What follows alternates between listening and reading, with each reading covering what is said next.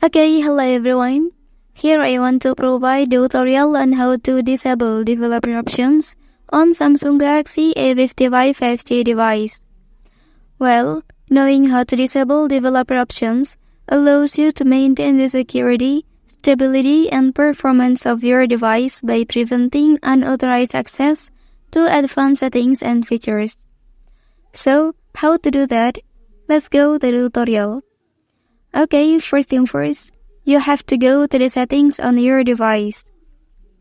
Well, and here scroll down this page until you find developer options. Tap on it. Okay, so the way to disable this feature, simply turn this toggle off like this. Well, so the developer options on your device were successfully turned off.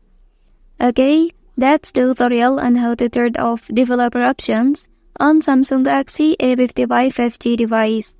If you are helped by this video, don't forget to like and subscribe to get other information from this channel. Thank you.